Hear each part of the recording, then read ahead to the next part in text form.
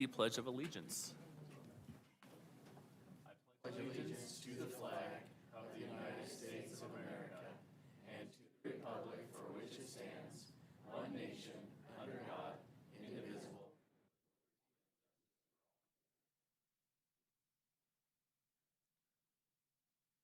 Thank you all for joining us tonight. We do have a few quick comments for you. I will start with just asking that we limit our public comments to one comment per commenter and no longer than 3 minutes. Things got a little bit off the rails last meeting, but we're gonna get back on track. Please refrain from the vulgar or foul language. Nobody wants to hear that. If a previous speaker has already discussed your speaking points, please consider allowing other speakers to come forward. Please be respectful of each speaker. Audience outbursts make it very difficult for us to hold an effective meeting. And we understand that you're very passionate about your topics, but this is not a popularity contest, so please hold your applause.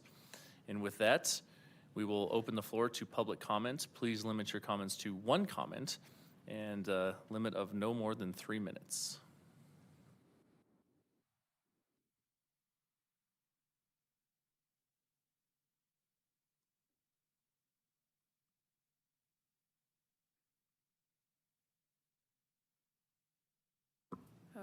Okay. Renee Redding, Casper.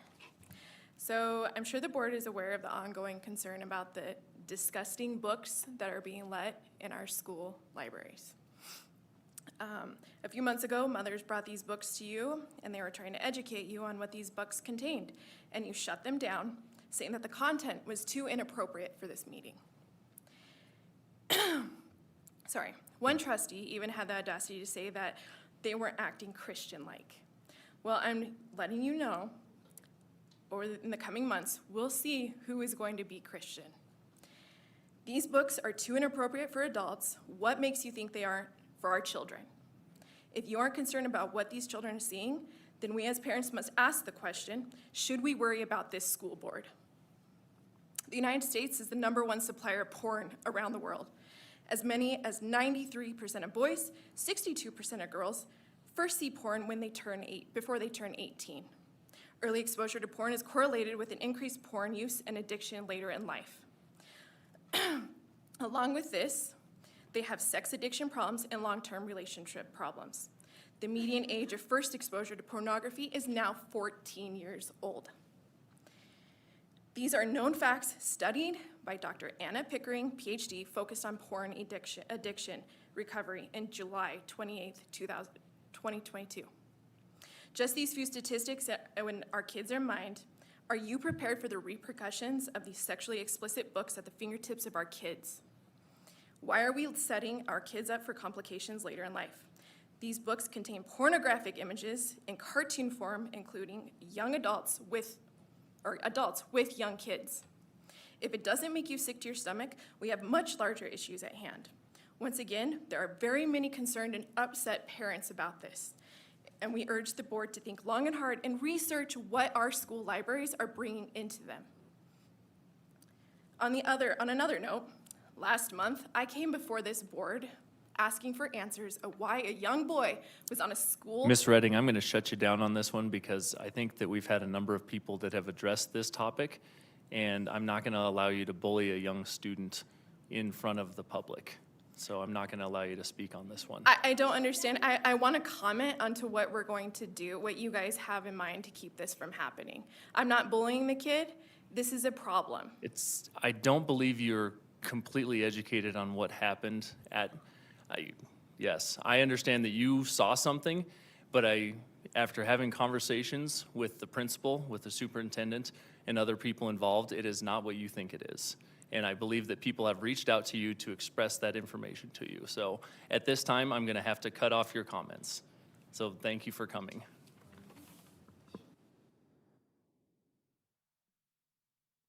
If anyone else would like to address the board, please come forward and limit your comments to 3 minutes or less.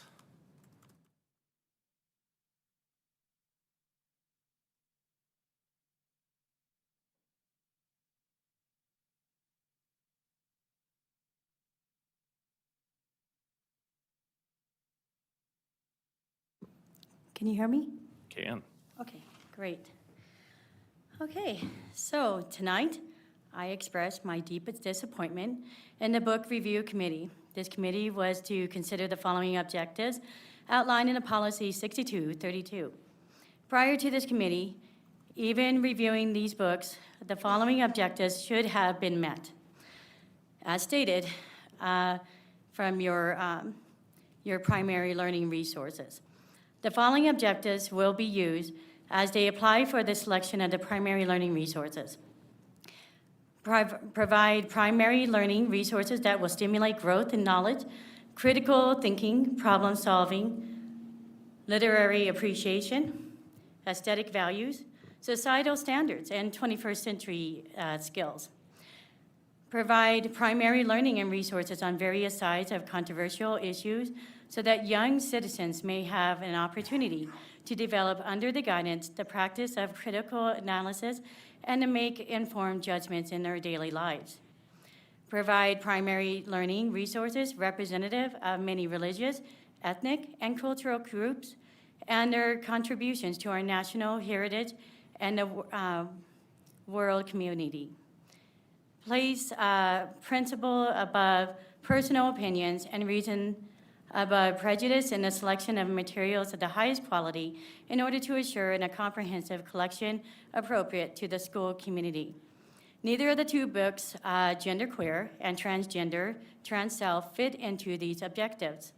They should have never been selecting these as a primary learning resource, mostly because the subject matter is not taught in sexual education curriculum or a health curriculum. The members of the committee were not informed of this policy, so they deemed genderqueer and transgender trans-self acceptable for children's libraries. They informed that transgender trans-self has no age recommendation, so this book, according to the committee, is suitable for K through 12 grades. There has been a comparison by the committee member prior to his appointment on this committee that genderqueer, Romeo and Juliet, To Kill a Mockingbird are similar in their scandalous nature. Comparing pedophilia to bare breast in a Romeo and Juliet or historical immorality and To Kill a Mockingbird is intellectually dishonest. The books in question were brought to attention of the board, and when they were shown and read, and the board turned their heads in disgust. If the board won't read or look at them, then why is it okay for our children to access these books? Thank you. Thank you, Ms. Hopkins.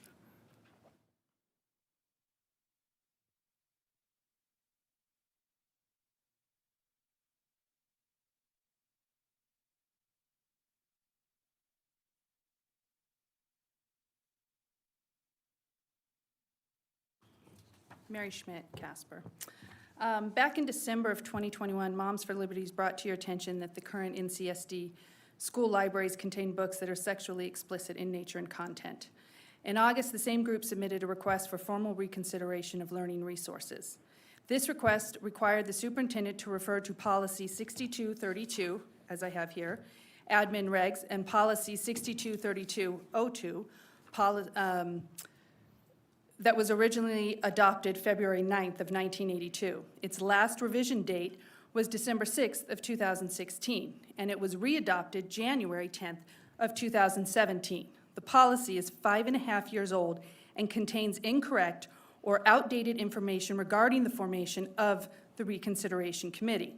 Policy 6232-02 regarding school libraries was adopted April 21st, 2020. There is no public record of the adoption of this policy. I looked through the minutes, all three of them right here, from March 9th, April 13th, and April 27th of 2020. There is no mention or public vote on the adoption of this policy. On September 1st, a Reconsideration Committee convened and privately deliberated on 2 questionable books. If you go by the policy, which it is my understanding that the district must legally operate under, you cannot convene such a committee until the policy is updated to include updated language and proper designation of organizations. The committee that was convened was to include 2 lay people. It is my understanding that those 2 lay people have direct association with the school district. The committee is also to include 2 principals, 1 teacher, picked by the district, and 1 teacher according to your policy, picked by the NCEA president.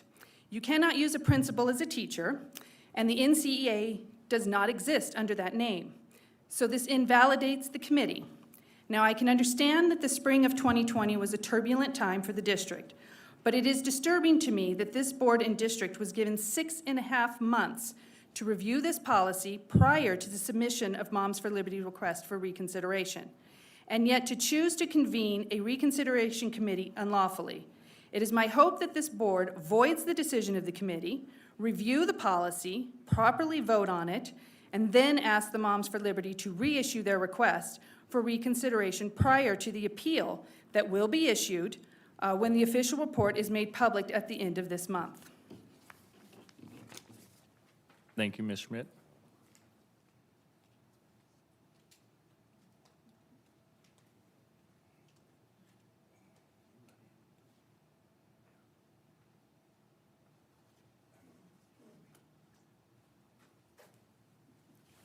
William Saldivar, Casper.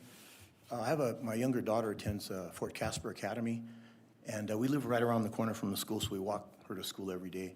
And we noticed the first week and a half here of school, there's no police presence at all at the school. It's an elementary school. I mean, I would think after Uvalde, you know, everyone's concern would be better safe than sorry, right? I know at Kelly Walsh, I have a 16-year-old, there's always a squad car parked right in front every day when I drop her off.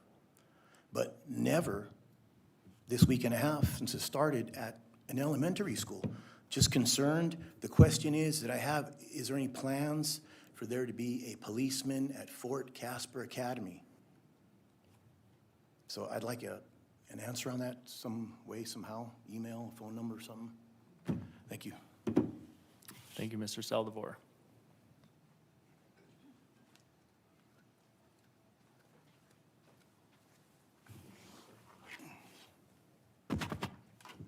Good evening, Chairman Cavalier and members. I've spent the last few days, I'm not an attorney, but I can read.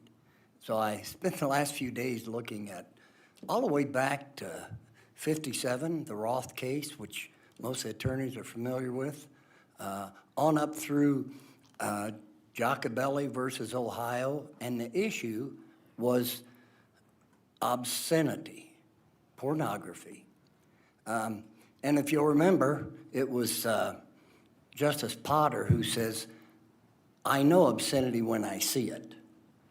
Now, and there have been cases ever since, all the way up through a Utah case in 2021, when a man was arrested. He had sent pictures, nude pictures, to a 13-year-old in school. And he said, it's my constitutional right. They disagreed, and he was subsequently convicted. Anyway, in all these cases, most of them were about adult First Amendment rights. And so, you know, now we're at the point where somebody nude slithering down a brass pole is equivalent to art. Here's my point. I think one of the attorneys, and I don't remember which, if I got it wrong, you can tell me, commented that 2%, that the material in one of the books, that 2% might be too much for one person, not for another, depending on the person. In every case, and I think the attorneys probably know, the protection of minors has always been at the forefront in any of those cases, the court cases. So why are not protecting students from this? And also, it doesn't matter whether it's a cartoon or a picture. It can be pornographic. So Potter says he knew it when he saw it. My question is, can't you see it? And can't your librarian see it? I think she should be able to understand what that is. So I hope your moral compass would be readjusted and see that and speak out and change that policy. Thank you. Thank you, Mr. Pyatt.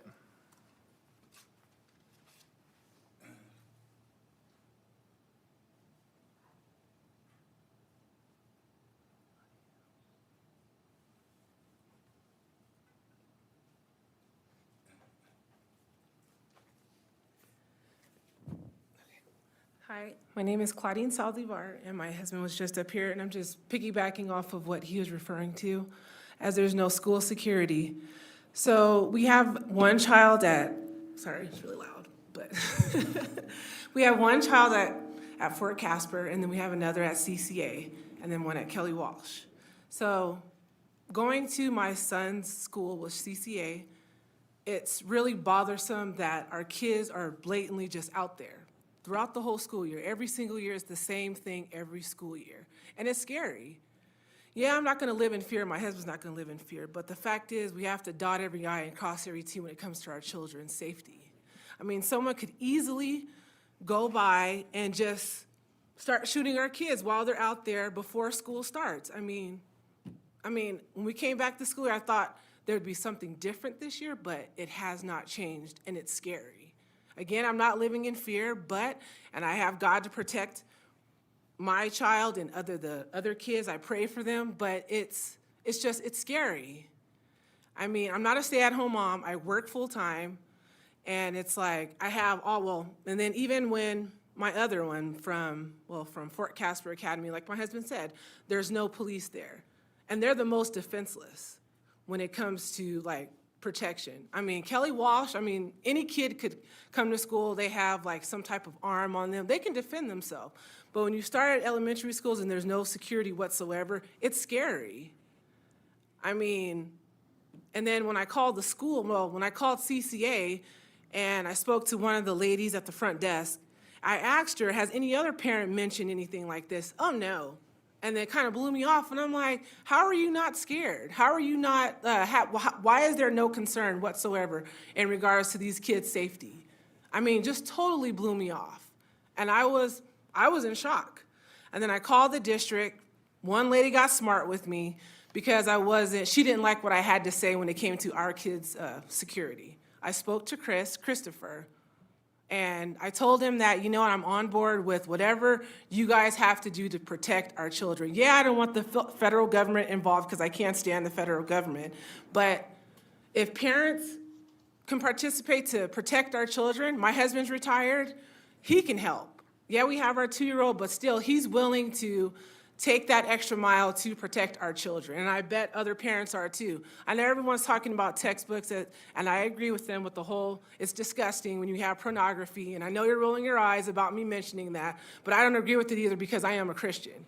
But the thing is, I'm just saying, it's like, as parents, we need to be concerned about our kids' safety. We really do. Yeah, again, the pornography is bad as well, but we need to protect our children. And you guys are responsible for protecting our children because it's Natrona County. Thank you. Thank you, Ms. Saldivar.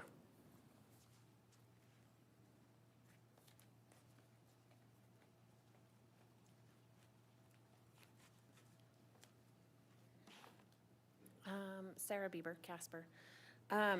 So I did want to touch on what those two parents were talking about, the security in the schools. The only security enforcement change that we had this year was to ID everybody that came into the school. People that are going to break laws are going to break laws. They're not going to stop at the office to give you their ID to break the laws first. So it inhibits parents more than it protects kids. So I don't know, we asked for more resource officers. Maybe having them available at our younger schools would also be beneficial than just our middle and high schools. Another thing, I was at the Academic Steering Committee and I just had a couple questions. The climate survey that is given to the alternate high school kids, where does it come from? Who makes that survey? Like, is it made somewhere? Does somebody create it? Did we make it? Where does it come from? And then the possibility that we might have a lot of yellow schools, yellow areas. I know that probably the public won't understand what I mean, but in the yellow, schools that are slow moving into getting there and turning green for all of their stuff. Is that historical? Like, do we usually see a lot of yellow schools? Like, is it not, do we not have all of our schools in the green? What's the percentage on that? And then when we were talking about the numbers for the National Assessment Education Progress thing, it broke it down into percentiles, like the 10th percentile, the 25th percentile, the 90th percentile. The kids at the bottom obviously lost more points than the kids at the top.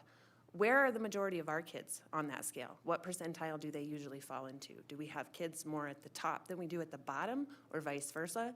In our Title I schools, I know that that's probably like a state level thing or a federal level thing that we could find out. It's very difficult to find what our Title I schools are, but if we could know what our Title I schools are, like maybe we wouldn't be so blindsided by the fact that we have Title I schools that are not green, so it wouldn't be shocking.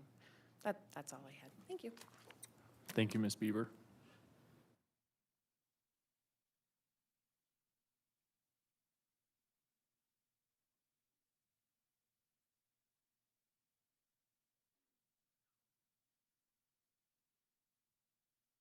Hi, Amy Lloyd. I understand your comments that you made this evening, Chairman Cavalier, about limiting comments to one per person. The 3-minute time limit, we're all used to that. The one thing I have a problem with is when you're asking the group to limit the number of people talking about a certain topic. The reason why that's a problem is we are here. It takes courage to sit up here for a lot of people, and we want our voices heard. Just because Mary and Renee and Jennifer all talked about the books, I may have something different to add about that. So please reconsider adding that comment to the beginning of this, because it is important for everybody to be heard.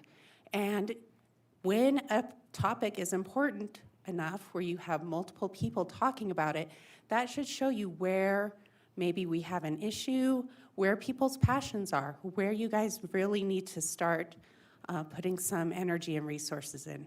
Thank you. Thank you, Ms. Lloyd.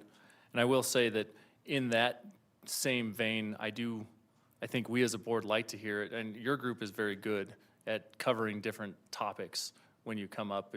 It's when we have the very large groups, when we have 100 people that all say the same thing, that, there's not a lot of value, I think, in hearing the same thing 100 times, but when you hear a little bit different thing from everybody, when everybody adds a little piece to that story, is when we start to see more of the story rather than just the same topic.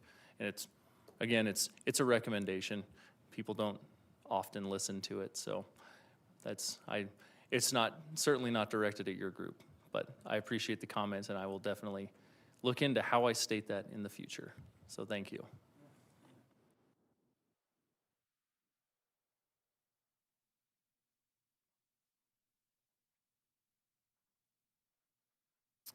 If anyone else would like to address the board, please come forward and state your name and address and limit your comments to 3 minutes or less.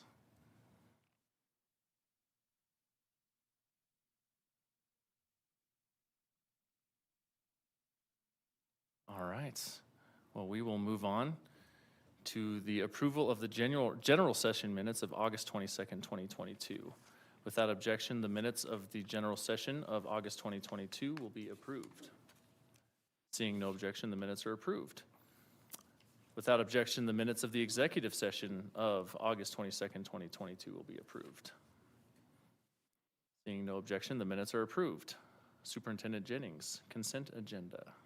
Trustees, there are 3 items on your consent agenda this evening: a certified classified personnel report, district bills of August 19th, 2022, August 26th, 2022, and September 2nd, 2022, and then supplemental major maintenance bids.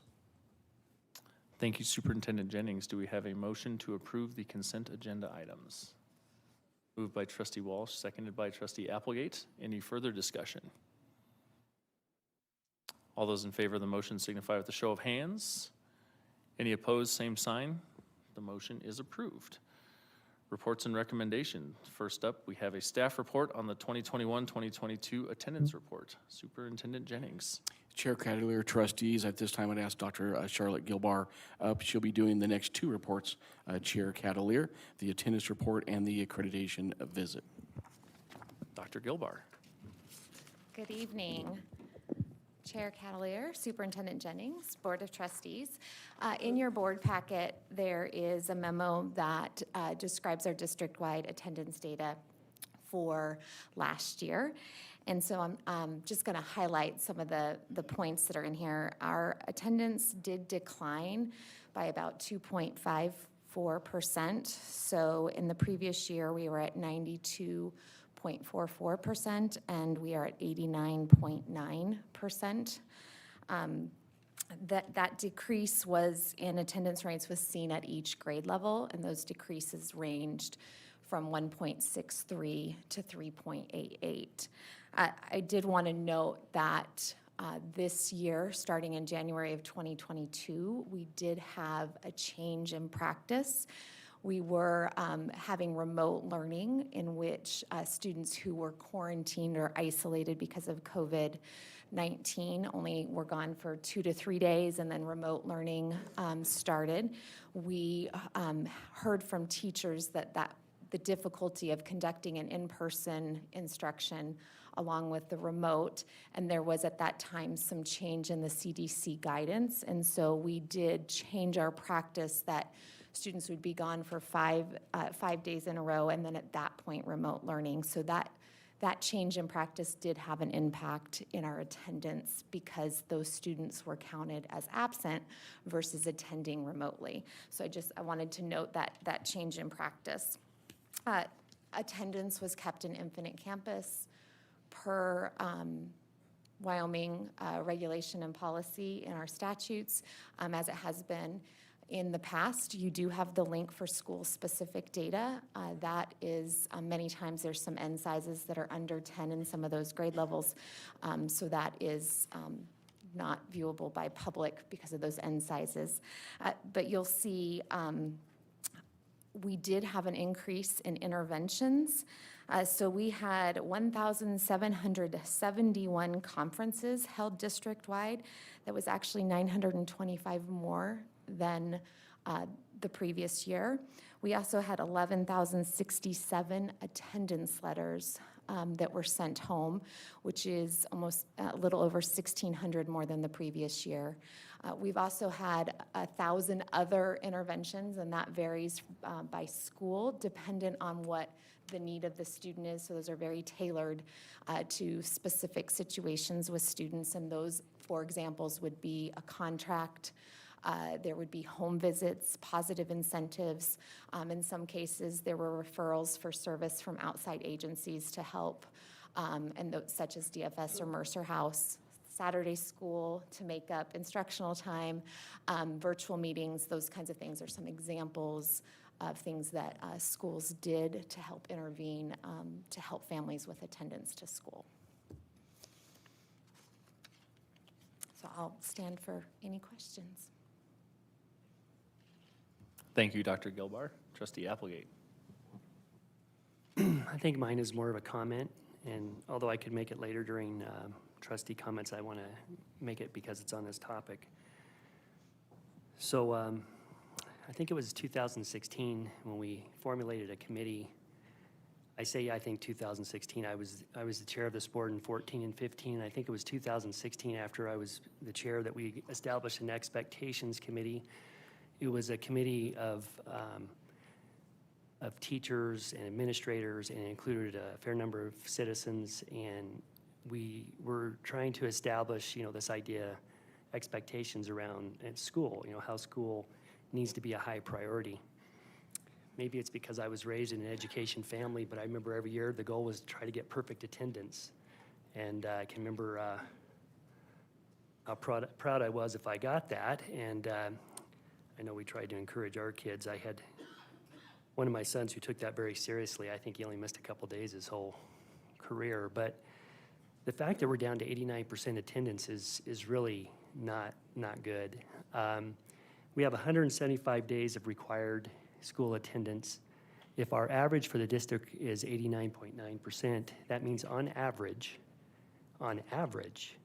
kids are missing 17.5 days worth of school. We need, as a community,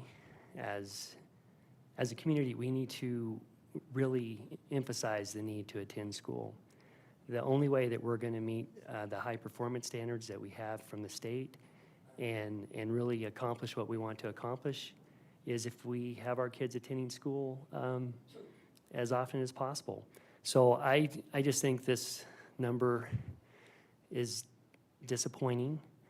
I don't think it's certainly a number that's been affected somewhat by COVID, and so the pandemic affected it somewhat. But if you go back on that table, it really hasn't been good even before COVID in terms of where I think we would want to be as a community. I think 95% attendance is certainly an achievable goal, and that still would mean that every child on average missed 8 days of school. So I just wanted to be on record of saying how important I think attendance was. I know during that Accreditation Committee in 2016, it was the consensus of that group, which again represented both school personnel and the community, that attendance was incredibly important. And that's one of the reasons we have all of these conferences and attendance letters, and the focus on that is because that committee came to that conclusion.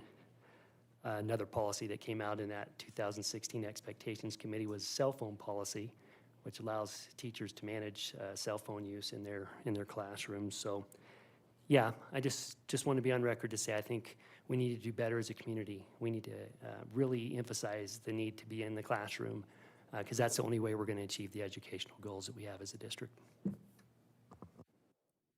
Thank you, Trustee Applegate. Trustee Myler. I'm assuming this is so, but just to clarify, this is only unexcused absences, is that correct?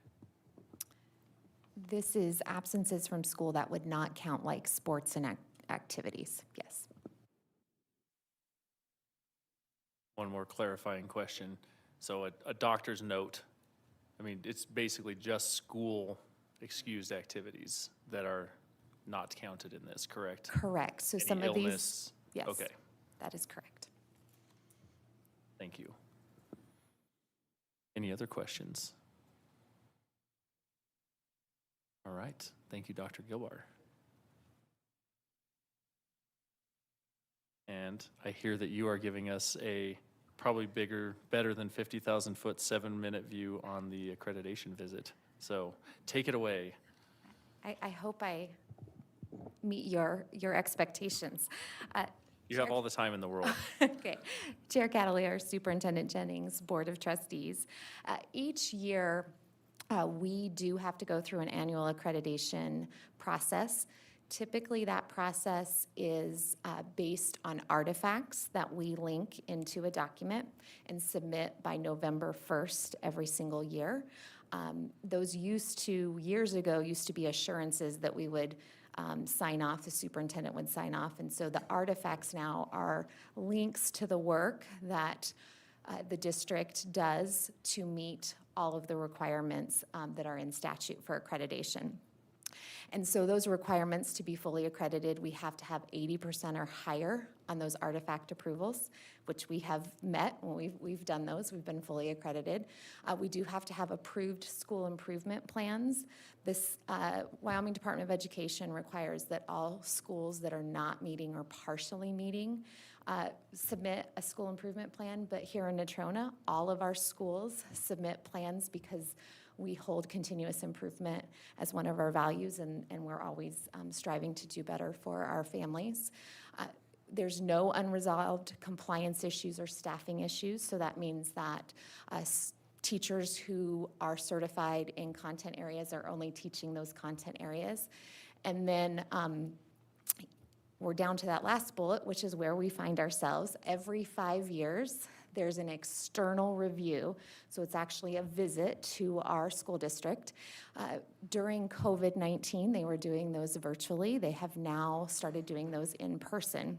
And so it is our turn to have our external review. And so the on-site peer review, what that team is made of is 5 to 7 statewide peers. So that would be other colleagues, parents, school board members, administrators from around the state are put on these teams. There is 2 to 3 Wyoming Department of Education staff, and then there's 1 external lead that's hired by the Wyoming Department of Education that leads that team. And so I did link that peer review workbook, which is on the Wyoming Department of Education website. That is what they use as the rubric to look at our district and those components.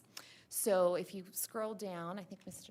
Elbogan, if you'll get her up. So the district presentation, in the artifacts, there are 26 different areas. In the presentations, they will look at these 14 criteria, and so I've listed those for you.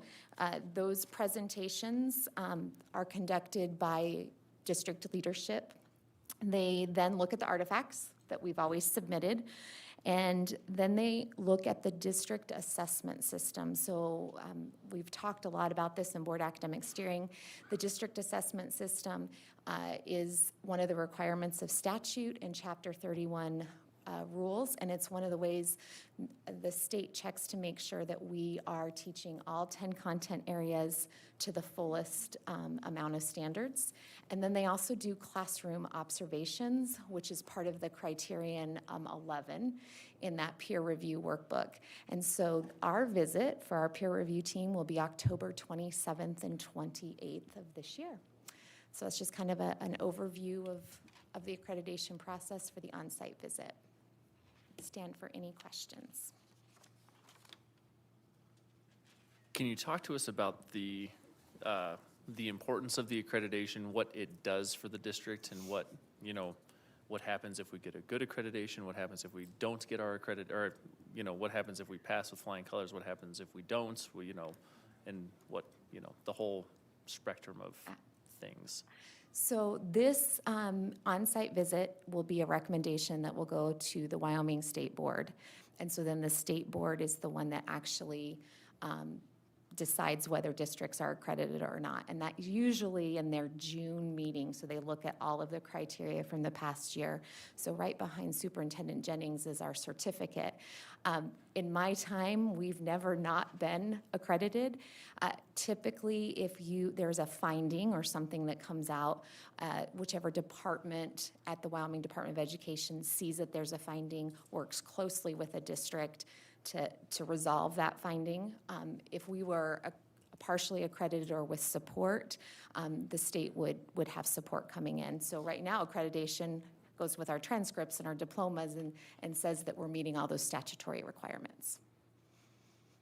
So the impact is really to kids, not just the education that they're receiving, but then it kind of follows them. Say, I want to play a what-if game with you. So what if we don't get our accreditation? Our seniors that graduate, as they go on to college, they did not graduate from an accredited institution. Is that correct? And That so would- what that would be impact does correct. that have for them as they move along in their? Well, hopefully we will never know that impact because we Right. have not had that. So it really is a quality check that we're meeting the statutory requirements and we're getting the quality of our Wyoming education. And the goal is that if there was a deficiency, the support would come in to close that deficiency, so that would never happen to a Wyoming student, particularly a Natrona County student. All right. Thank you. I just really wanted to drive home that it's a very important process that we go through. And it was a very big deal 5 years ago, or it was 5 years ago, yes. I remember it was a very intensive process. So thank you for that. Any other questions for Charlotte? All right. Well, thank you very much. Thank you. I think you did 6 minutes, so next time. All right, so we will move on at this point to other business, and first up is trustee comments. And I will start with Trustee Smith this evening. I do not have any comments. Thank you, Trustee Smith. Trustee Walsh. Thank you, Trustee Walsh. Trustee Myler. Sorry that William and Claudia left, but I think it's safe to say that, especially with our strategic plan, two of our top priorities is educating our children and keeping them safe. I know we do the best we can. I know, for example, on the Board Infrastructure Committee, we always talk about the vestibules that we have. I think only 2, or they will be done at least this fall, don't have, or have vestibules in order to have that extra security for our kids. And so having that police presence, I understand. I want to make sure that, I would imagine they'll have communication with leadership and get that concern taken care of. And yep, that was it. Cool. Thank you, Trustee Myler. Trustee Applegate. Well, I spoke earlier, but I see Paula is here from Midwest, so I'm going to repeat some of my comments on the Midwest pool. Thank you, Paula, for coming. Paula's been a longtime employee at Midwest and a champion for that school, and she was at our meeting last week regarding the Midwest pool. And in my remaining couple months on the board, I'm going to be a champion for that project. So I'm going to repeat a little bit of what I said. I know there's some folks here that heard this earlier, but we talked about the Midwest pool on Friday at our infrastructure meeting. One of the things that I thought came out of that meeting that was new information for me was the idea that it was possible to renovate the existing pool, roof, pool, all of it, in a way that would make it have long-term sustainability. That pool's had lots of maintenance issues over the years, and I'm not qualified to talk about all of the history of that, but I think as we talked about it, it became clear that for about $4 to $5 million, 4 was maybe a number we saw on paper, I'm adding a little contingency, that pool could be remodeled and functional. And I talked earlier, Paula, during our update, our committee update during the work session on the various sources of funding that I thought might be available for that. And I mentioned, as I did on Friday, and I want to mention here publicly, the board reserve, which we've built over the last 10 years. As a reminder to folks, we championed a bond issue in 2014. The public spoke. They did not pass that bond issue. I respect that decision. What we did after that is we looked at our annual budgets and we decided to save money each year to try to cover some of the facilities that we thought were important to kids and provide opportunities. And we used that savings over the last decade to build an NC pool and remodel the KW pool and do these indoor tracks and extra career tech education space and a larger common space at KW. And part of that bond issue was the Midwest pool. And that's always been an important project to me. So as my time comes to a close, I want to do everything I can to try to push that forward. I think the $5 million number is very reasonable. One potential approach to that, Paula, might be $3 million in district funding and $1 million from the rec board and maybe $1 million from the state. That's just one trustee's idea. I did talk to your new representative that was here earlier and mentioned to him these various funding sources. So you're going to have to champion that through the infrastructure committee. And I would encourage you to do that over the next couple months while I can be there to help champion it with you. And I know there's some technical work that has to be done to confirm those numbers. But when the bond issue failed, the community spoke strongly that they didn't want to raise taxes, but it failed by just a couple hundred votes, and there was strong support, I think, for many of the projects that were in that bond issue. It was just a desire not to raise taxes in order to execute them. So we have executed them over the course of the last 10 years through savings and creative financing through the rec board. And I believe one of the last projects that we could get done that we had envisioned back in 2014 is the Midwest pool. So let's get it done. Thank you, Trustee Applegate. Trustee Howie. Trustee McCullough.